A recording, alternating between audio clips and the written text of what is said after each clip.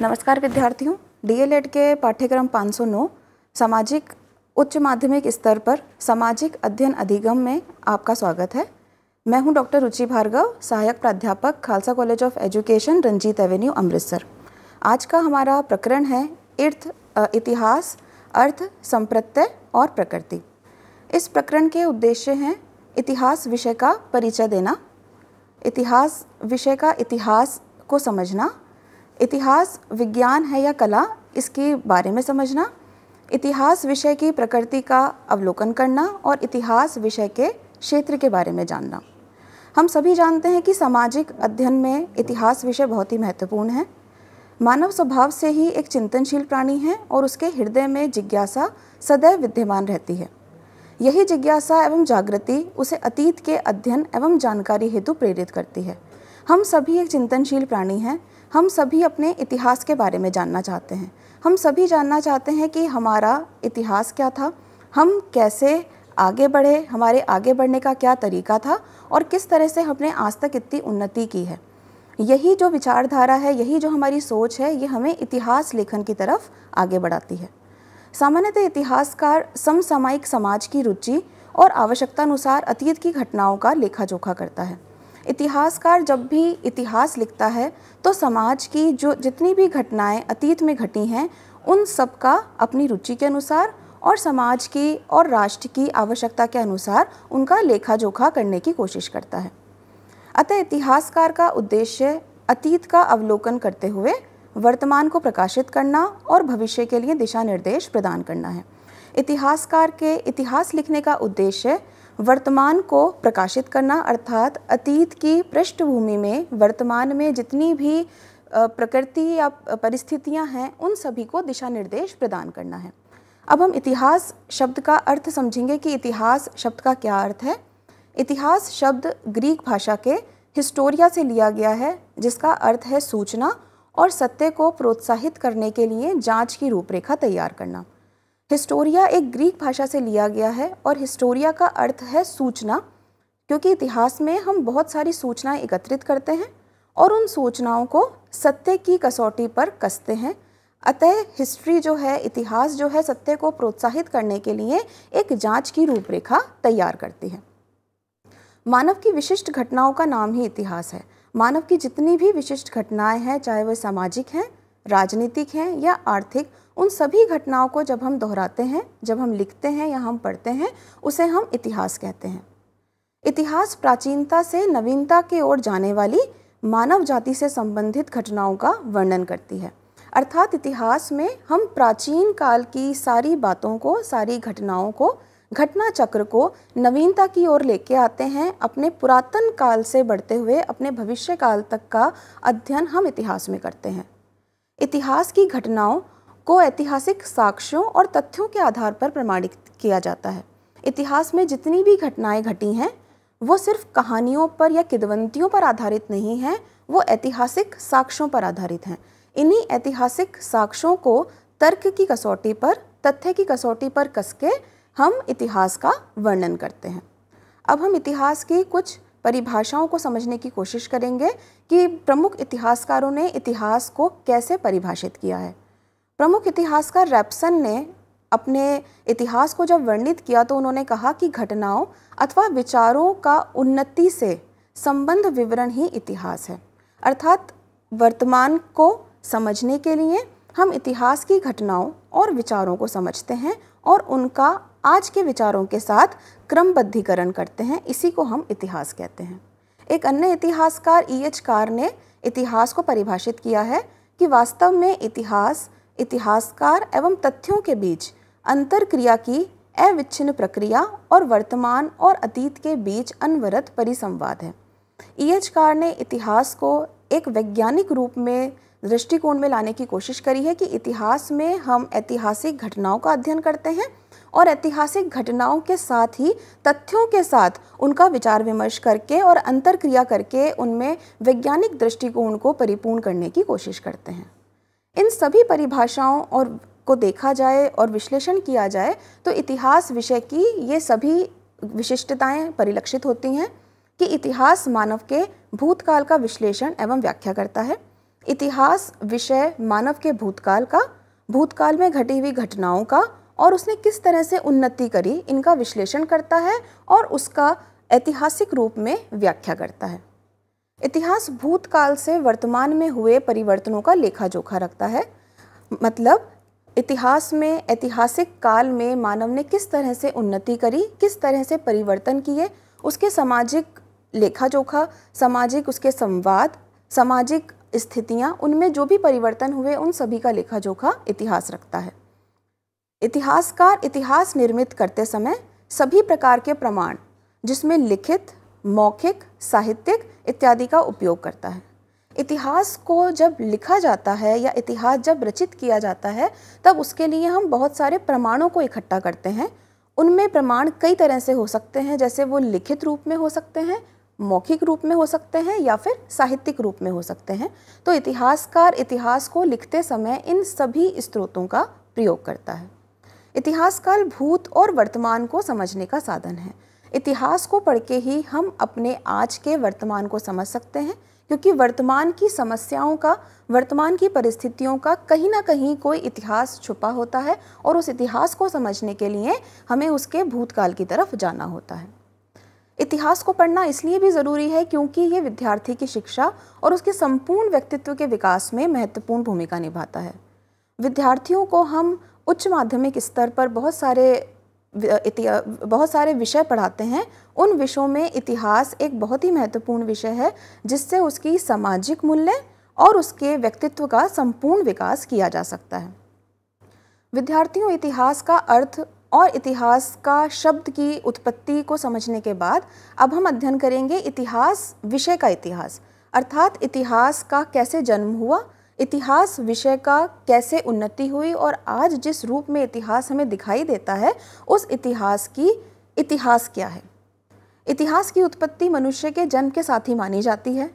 मनुष्य ने जब कहानियों को छोड़कर तथ्यात्मक वर्णनों में दिलचस्पी लेने लगा, तभी से इतिहास का लेखन माना जाता है। इतिहास की उत्पत्ति चूंकि मनुष्य के जन्म के साथ, जैसे ही प्रथम मनुष्य ने जन्म लिया तभी से हम इतिहास की उत्पत्ति मानते हैं। चूंकि पहले इतिहास कहानियों के रूप में लिखा जाता था, लेकिन कहानियों के बाद जब वो तथ्यात्मक रूप में आगे बढ़ने लगा तभी से इतिहास का क्रमबद्ध लेखन हम मानते हैं। इतिहासकार हेरोडोटस को पश्चिमी परंपरा के भीतर इतिहास का जनक माना जाता है। इतिहास विषय को सबसे पहले जिसने लिखा, जिसने समझा, उसमें हम हेरोडोटस का नाम प्रमुखता से लाते हैं। हेरोडोटस एक ग्रीक इतिहासकार थे और उन्होंने अपनी पुस्तक पर्शियन वॉर के साथ इतिहास का लेखन प्रारंभ किया। सबसे पहले उन्होंने अपनी पुस्तक लिखी पर्शियन वॉर। इसमें उन्होंने जांच पड़ताल विधि का प्रयोग किया और मौखिक तथ्यों के आधार पर इतिहास लेखन किया। हेरोडोटस ने पर्शियन वॉर जब पुस्तक लिखी तब उसने ग्रीस की यात्रा करी और ग्रीस की यात्रा करके जहाँ पर ये वॉर हुई थी, जहाँ पर ये युद्ध हुआ था, वहाँ के लोगों के साथ बात करके उनके तथ्यों के आधार पर उसने इतिहास लेखन को प्रारंभ किया। इसके बाद जो अन्य इतिहासकार हैं उनका नाम है थ्यूसिडाइड्स। थ्यूसिडाइड्स ने इतिहास को विज्ञान बनाने की दिशा में सार्थक कदम उठाते हुए पेलोपोनेशियन युद्ध का इतिहास नाम की पुस्तक लिखी। ये पुस्तक उन्होंने 431 से 404 ईसा पूर्व के बीच में लिखी। थ्यूसिडाइड्स ने न केवल विश्वसनीय तथ्यों पर आधारित इतिहास निर्माण किया, बल्कि कार्य कारण संबंधों का भी विश्लेषण किया। अभी जैसे हमने पढ़ा कि हेरोडोटस ने सबसे पहले इतिहास का लेखन प्रारंभ किया, लेकिन उन्होंने कार्य कारण संबंधों पर जोर नहीं दिया। जैसी घटनाएं घटी थी उन्होंने उसी का लिखित लेखा जोखा हमारे सामने वर्णित किया। लेकिन थ्यूसिडाइड्स ने इतिहास को विज्ञान बनाने की दिशा में कदम उठाया और विज्ञान विषयों में हम जैसे कार्य कारण संबंधों की स्थापना करते हैं, उसी तरह से थ्यूसिडाइड्स ने भी इतिहास लिखते समय कार्य कारण संबंधों का विश्लेषण किया। अर्थात जो युद्ध हुआ उस युद्ध के क्या कारण थे और उसके क्या परिणाम निकले, इन सभी का वर्णन थ्यूसिडाइड्स ने अपनी पुस्तक पेलोपोनेशियन युद्ध का इतिहास में किया। इतिहास विषय अब आगे बढ़ता है और 17वीं शताब्दी तक आते आते इतिहास लेखन में व्यवस्थित अध्ययन, ऐतिहासिक प्राधिकारियों की जांच और गैर साहित्यिक स्रोतों जैसे शिलालेख, सिक्कों आदि के आधार पर इतिहास निर्माण किया जाने लगा। चूंकि थ्यूसिडाइड्स और हेरोडोटस ने इतिहास को विज्ञान बनाने की दिशा में महत्वपूर्ण कदम उठाए, लेकिन इतिहास को विज्ञान बनाने के लिए 17वीं शताब्दी तक इतिहासकारों ने बहुत ही कार्य किया और उन्होंने जितने भी घटनाएं थी उनका बहुत सारी जांच और बहुत सारे गैर साहित्यिक स्रोतों के आधार पर इतिहास का निर्माण किया। इसी के बाद इतिहास का एक ऐसा समय शुरू हुआ जिसमें इतिहास को विज्ञान माना जाने लगा। 19वीं शताब्दी में एक जर्मन शिक्षक लियोपोल्ड वॉन रांके, जिन्हें आधुनिक इतिहास का हम कोलंबस भी कहते हैं, उन्होंने इतिहास लेखन में वैज्ञानिक विधि को उपयोग करने का सुझाव दिया। इस अवधि में इतिहास लेखन का प्रमुख उद्देश्य ऐतिहासिक घटनाओं को कालानुक्रमिक क्रम में व्यवस्थित करना था। 19वीं शताब्दी तक इतिहास विषय को विज्ञान बनाने की दिशा में रांके ने बहुत महत्वपूर्ण कार्य किया। अब उन्होंने इतिहास को एक व्यवस्थित क्रम में लिखना प्रारंभ किया, अर्थात जो घटनाएं पहले घटी हैं उनको पहले लिखा गया और उसके बाद उनसे सह संबंध वाली घटनाओं को लिखा जाने लगा। अर्थात उन्होंने इतिहास विषय को एक विज्ञान विषय का रूप देने के लिए कालानुक्रमिक क्रम में उनको लिखना प्रारंभ किया। 20वीं सदी के इतिहास के लेखन का उद्देश्य संकुचित राष्ट्रीयता, धर्म, जाति, क्षेत्रीयता आदि की भावनाओं को छोड़कर विश्व बंधुत्व की भावना को सार्वभौम स्वरूप प्रदान करना था। देखिए, जब इतिहास विषय लिखा जाने लगा तब उसका उद्देश्य था राजाओं और रानियों की कहानियों को लिखना, उनके युद्धों को लिखना, उनके इतिहास को लिखना। लेकिन 5वीं सदी से 20वीं सदी तक आते आते इतिहास की प्रकृति में जो परिवर्तन आया वो ये था कि अब इतिहास का उद्देश्य बहुत ही विशाल हो गया। उसने लोगों की भावनाओं, राष्ट्रीयता, धर्म, जाति, क्षेत्रीयता, संस्कृति आदि के बारे में अध्ययन करना प्रारंभ किया और यहीं से इतिहास विषय और भी महत्वपूर्ण माना जाने लगा। विद्यार्थियों, इतिहास विषय के इतिहास को पढ़ने के बाद अब हम अध्ययन करेंगे कि इतिहास विषय की प्रकृति क्या है। जब भी हम किसी विषय की प्रकृति को समझने की कोशिश करते हैं तो हमारे सामने एक प्रश्न उठता है कि इतिहास विज्ञान है या कला। जब भी हम कोई भी विषय की प्रकृति पढ़ते हैं उसमें एक प्रश्न हमेशा उठता है कि ये विषय विज्ञान की श्रेणी में आता है या कला की श्रेणी में। तो हम इतिहास को भी, इतिहास विषय की प्रकृति को भी इन्हीं कसौटियों पर कसेंगे कि इतिहास विज्ञान है या कला की श्रेणी में आता है। इतिहास की प्रकृति में जब भी हम अध्ययन करते हैं तो यही प्रश्न है कि वो कला है या विज्ञान। अब सबसे पहले हम बात करते हैं कि इतिहास विज्ञान है। अगर हम इतिहास को विज्ञान माने तो इतिहास में ऐसी कौन सी विशिष्टताएं हैं जो इसे विज्ञान बनाती हैं। क्योंकि विज्ञान की श्रेणी में हम उन विषयों को रखते हैं जिनमें निम्न ये विशिष्टताएं पाई जाती हैं। हम एक एक विशिष्टता का अध्ययन करेंगे और उसे इतिहास के साथ जांच करने की कोशिश करेंगे कि क्या इतिहास विषय में ये सभी विशिष्टताएं पाई जाती हैं या नहीं। पहली जो विशिष्टता है जो किसी भी विज्ञान विषय में होनी चाहिए वो है सत्यापन। जब हम किसी घटना को सत्यापित कर सकते हैं किन्हीं तथ्यों के आधार पर तो हम उस घटना को या हम उस विषय को विज्ञान मानते हैं। इतिहास विषय में हम कई घटनाओं का सत्यापन कर सकते हैं क्योंकि सत्यापन करने के लिए हमारे पास बहुत सारे स्रोत हैं, बहुत सारे तथ्य हैं, बहुत सारे सबूत हैं। अर्थात हम ये कह सकते हैं कि इतिहास को अगर हम सत्यापन की दृष्टि से देखें तो इतिहास की घटनाओं को हम सत्यापित कर सकते हैं। दूसरी विशेषता है वर्गीकरण। विज्ञान के विषयों को हम विभिन्न भागों में वर्गीकृत कर सकते हैं। इसी तरह से हम इतिहास विषय को भी विभिन्न भागों में वर्गीकृत कर सकते हैं। अभी आगे जब हम इतिहास का क्षेत्र पढ़ेंगे तो हम देखेंगे कि इतिहास सिर्फ मानव की एक पृष्ठभूमि का इतिहास नहीं है, एक पृष्ठभूमि का अध्ययन नहीं है, बल्कि ये मानव के संपूर्ण व्यक्तित्व का अध्ययन करता है। इसलिए हम इतिहास को वर्गीकृत रूप में पढ़ सकते हैं। तीसरी विशिष्टता है पूर्वानुमान। विज्ञान के विषयों में हम पूर्वानुमान लगा सकते हैं। क्या हम इतिहास के विषय में भी पूर्वानुमान लगा सकते हैं? हम ये कह सकते हैं कि 50-50%, आधा परसेंट हम पूर्वानुमान लगा सकते हैं। पूर्वानुमान हम इस तरह लगा सकते हैं कि इतिहास की जो घटनाएं हैं उनको पढ़ के और उसके बाद क्या हुआ उसके अनुसार आज हम पूर्वानुमान लगा सकते हैं। लेकिन वो परिस्थितियां जो पहले की थी वो आज की नहीं हो सकती, इसलिए वो पूर्वानुमान हमारा गलत भी हो सकता है। तो पहले की घटनाओं को हम पढ़ के समझ के पूर्वानुमान तो लगा सकते हैं, लेकिन उसकी सत्यता को हम कसौटी पर नहीं कस सकते। अगली विशेषता है वस्तुनिष्ठता। वस्तुनिष्ठता का अर्थ है कि जब इतिहासकार इतिहास लिखता है तो क्या वो स्वयं के विचारों को, स्वयं की भावनाओं को इतिहास के अंदर लिख सकता है। हम ये कह सकते हैं कि कभी कभी इतिहासकार के स्वयं के विचार भी इतिहास बन जाते हैं। इसलिए हम वस्तुनिष्ठता के आधार पर आंशिक रूप से इतिहास को विज्ञान की श्रेणी में रख सकते हैं। अगली विशेषता है परिकल्पना निर्माण। विज्ञान विषयों में हम परिकल्पना निर्माण कर सकते हैं, लेकिन इतिहास विषय में हम परिकल्पना का निर्माण नहीं कर सकते। अगली जो विशेषता है वो है सिद्धांत का निर्माण। विज्ञान विषयों में हम प्रयोग के आधार पर सिद्धांतों का निर्माण कर सकते हैं। इतिहास में भी हम आंशिक रूप से सिद्धांतों का निर्माण कर सकते हैं।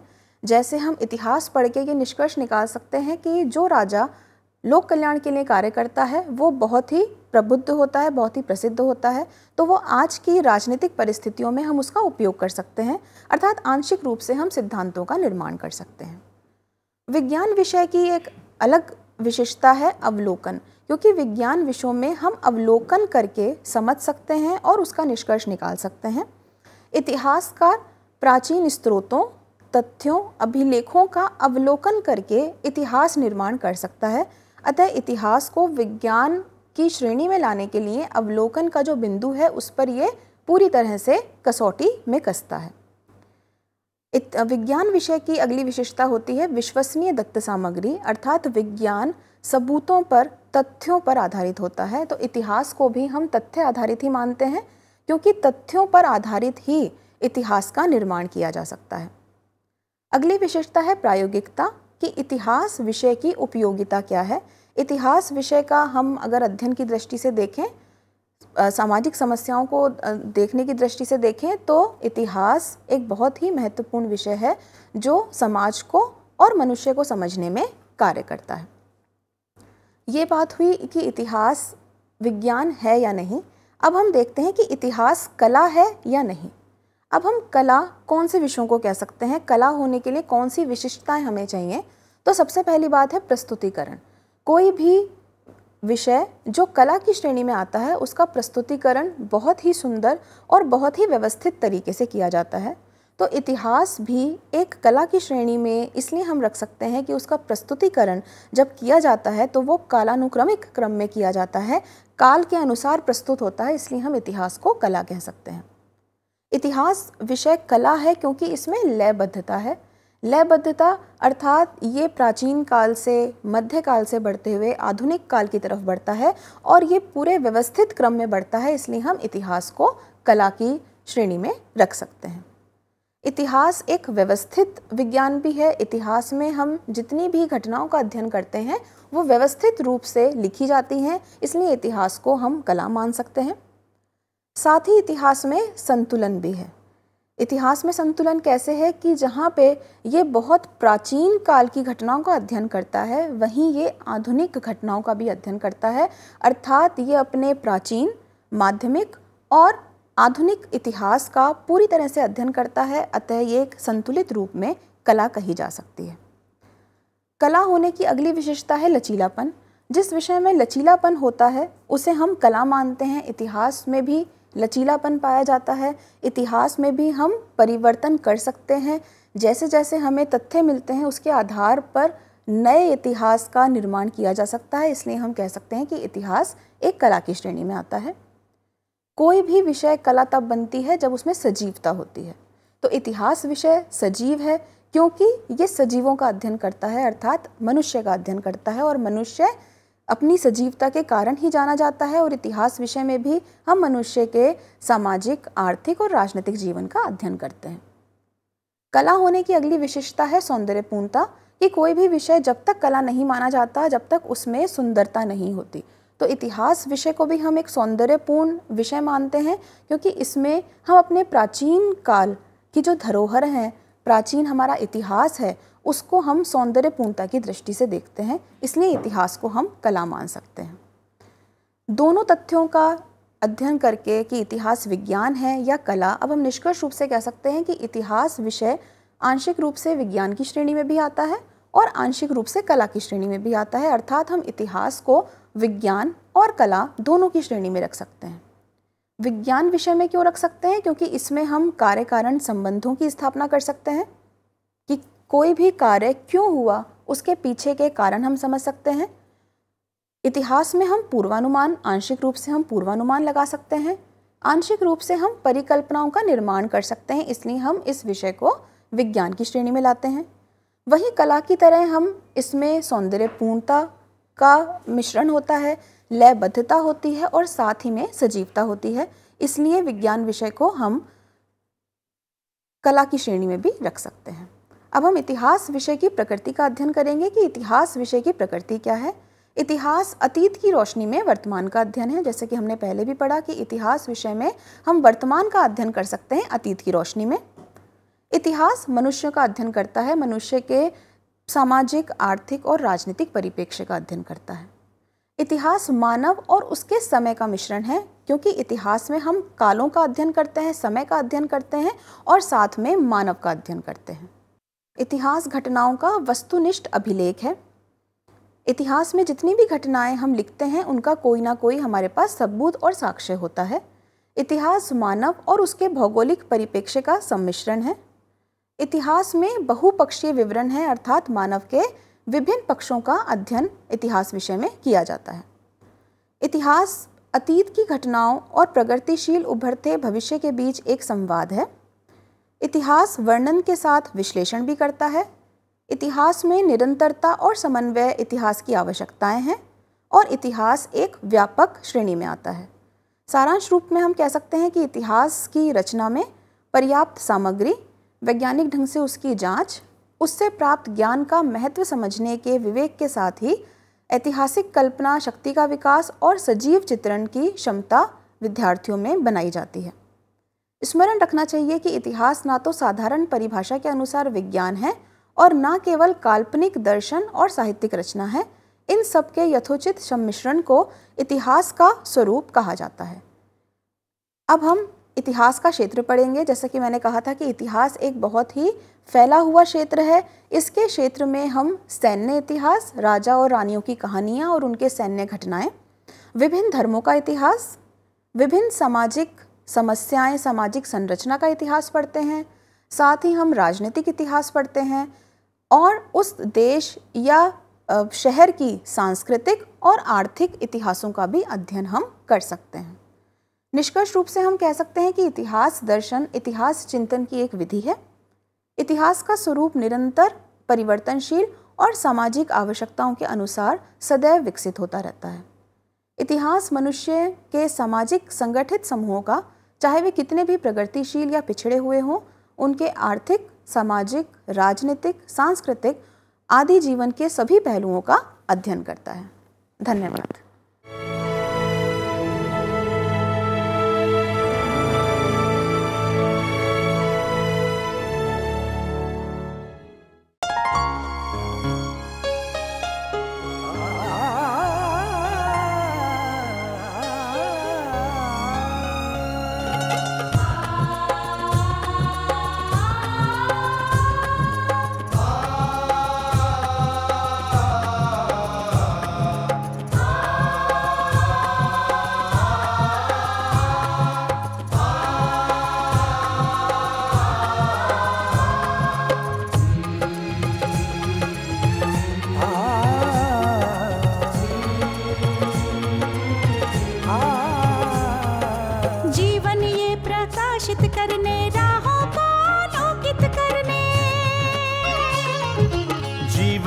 प्रकाशित करने, राहों को आलोकित करने, हम अपना दीपक स्वयं बने, हम अपना रास्ता स्वयं चुने। हम अपना दीपक स्वयं बने, हम अपना रास्ता स्वयं चुने। जीवन ये प्रकाशित करने, राहों को आलोकित करने।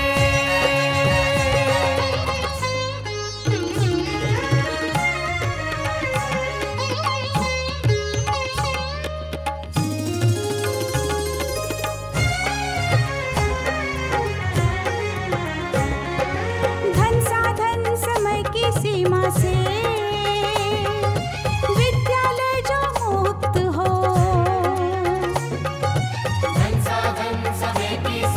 से विद्यालय जो मुक्त हो। कभी पढ़े हम कहीं पढ़े वे विषय की लोच से युक्त हो। कभी पढ़े हम कहीं पढ़े वे विषय की लोच से युक्त हो। मित्रों हम उठे और जागे, मंजिल आने की ध्वनि सुने। हम अपना दीपक स्वयं बने, हम अपना रास्ता स्वयं चुने। जीवन ये प्रकाशित करने, राहों को आलोकित करने।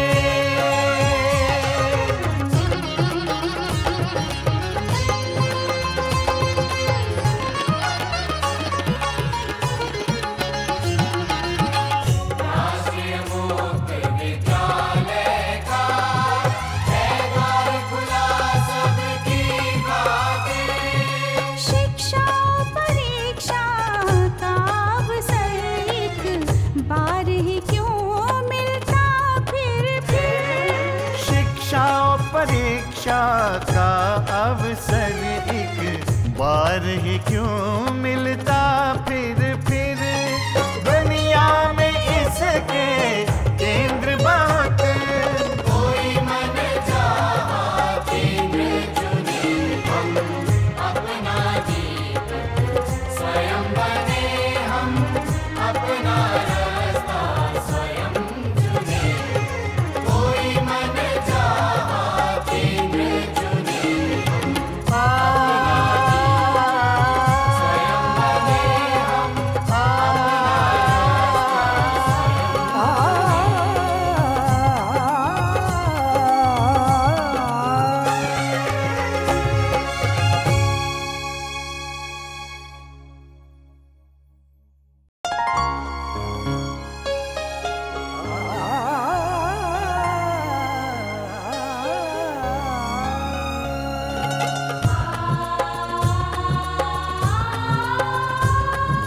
जीवन ये प्रकाशित करने, राहों को आलोकित करने। हम अपना दीपक स्वयं बने, हम अपना रास्ता स्वयं चुने।